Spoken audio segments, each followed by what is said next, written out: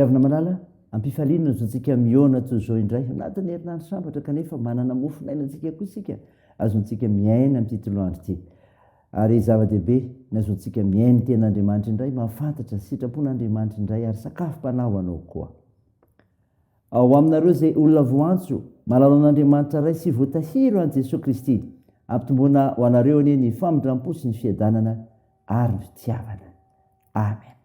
Alasinainy 12 Desambra 2022 nibajinantsika no hevitra hoe manantenana Andriamanitra. Andeha ry havana idera sy akalaza me vonarin'Andriamanitra isika. Anantranao ary Andriamanitra mpanjako sy ankalaza naranao mandrakizay dory. Ankalazanao isan'andro ao tsy idera naranao mandrakizay dory. Lehibe Jehova ka tokony iderainy indrindra ary sy takatry ny saina ny fahalebiazana. Taranaka rehetra samy iterana isanao amin'izay mandimby azy sy anambarana isanao lehibe. Amen.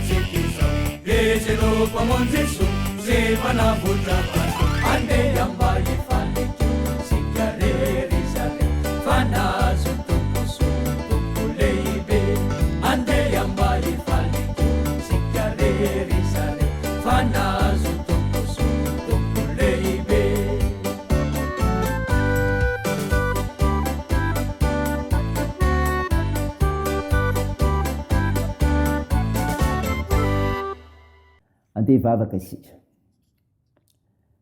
Ry Andriamanitra tomponay io, Andriamanitra matavatra ianao, komendrika ody araina sy ankalazaina ary omem-boninahitra mandrakizay, ary tsy misy manakana anao anio izany noho ny fiherinao sy ny asanao. Misaotranao izay noho ny finoana ka hijoroanay sy hivelomanay. Tompo, mahatsiaro fahadisoanay izay, ko mifona aminao, vonoa ny fahadisoanay, sasoa madio izay mba fahakeloko ary dio izay mba fampahotana.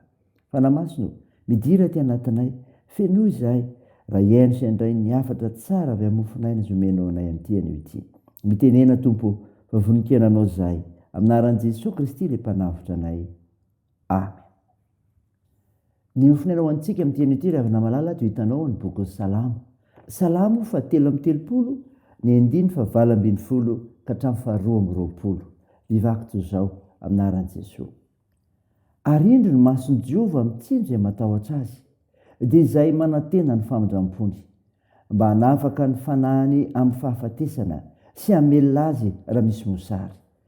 Ny fanahintsika miandry Jehovah, famonjenantsika sy hampingantsika izy, fa izy ny faliany fotsika satria ny anarany masina nodikintsika. Jehovah, aoka ny famindram-ponao hitoetra aminay araka ny anantenanay ianao. Amen. Ray masino, manamasinanay ny fahamarinana, ny teninao ny fahamarinana. Amen.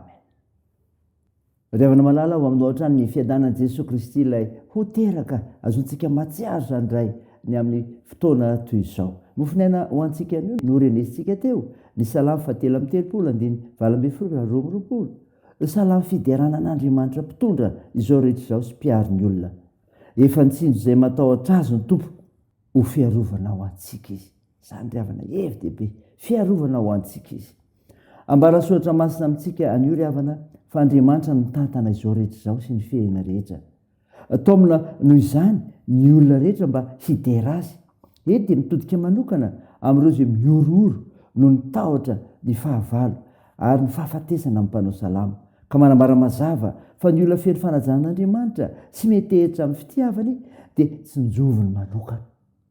Indro no mason'i Jehovah mitsinjo izay matahotra azy, dia izay manantena famindram-pony mba hanafaka ny fanahiny amin'ny fahafatesana sy hamelona azy raha misy mosary.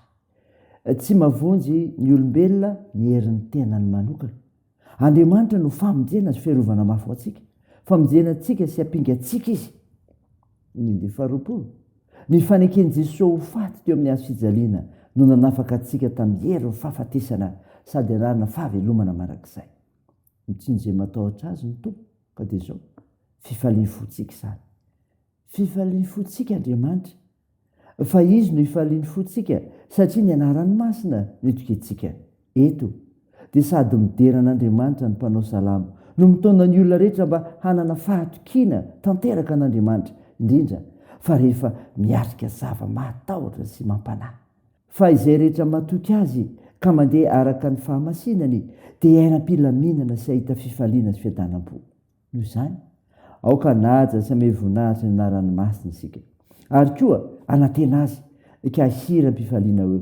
Jehovah, aoka ny famindram-ponao hitoetra aminay araka ny anantenanay anao. Saina izany rehefa raisy izany dia ho an'Andriamanitra hery ny voninahitra. Amen. Andeha hivavaka isika. Andriamanitra, misaotra ny mofinainany meno anay izay milaza fa mitsinjo izay matahotra azy ianao Andriamanitra satria fiarovana ho anay ny fifaliany fonay izy. Tompo, vavaka aminao izay ho an'ny firenenay, ny amin'izay atao amin'ny fanarenana sy ho fanatsarana anaovana ny marina ny firenena izao. Vavaka aminao izay nanasitranareo marary, ny tahisinao ny asa fitsaboana, ampinoninao ireo azony manjo, vonjeo ireo manta sy sahirana, ka ho toananao ireo marefo sy olona. Tsy nijovy ny mpigadrana. Tompo, tahio ny fiazakazanay, ny asa fivelomana, fikasana tsara rehetra, ary koa ny fanomanana, ny atsirovana ny aterahan'i Jesosy Kristy. Dia miarovanay. Ny vavakay dia ataony amin'ny anaran'i Jesosy Kristy mpamonjy anay. Rehefa nampiombona anay amin'ny vavaka manao hoe: Rainay ao izay any an-danitra, ho masinina anie ny anaranao, ho tonga anie ny fanjakanao, atao anie ny sitraponao, ety an-tany ho tahaka ny an-danitra. Mihona an'izy anona saza ao anay, ary mamela ny erikay tahaka ny namelana izay meroka taminay, ary aza mitondra anay amin'ny fakam-panahy, fa manafany amin'ny ratsy, fanao ny fanjakana sy ny hery ary ny voninahitra marak'izay. Amen. Raha izay finoana riavana malala ny ijodrana tolotra anao amin'ny anaran'i Jesosy Kristy, ho hery sy fanantenana ho anao koa. Ho aminareo ny fahasoavan'i Jesosy Kristy Tompo sy ny fitiavan'Andriamanitra ary ho firaisana amin'ny fanahy masina. Amen. Teo n'Andriamanitra hery ny voninahitra amin'ny anaran'ny Ray sy ny Zanaka ary ny fanahy masina. Amen.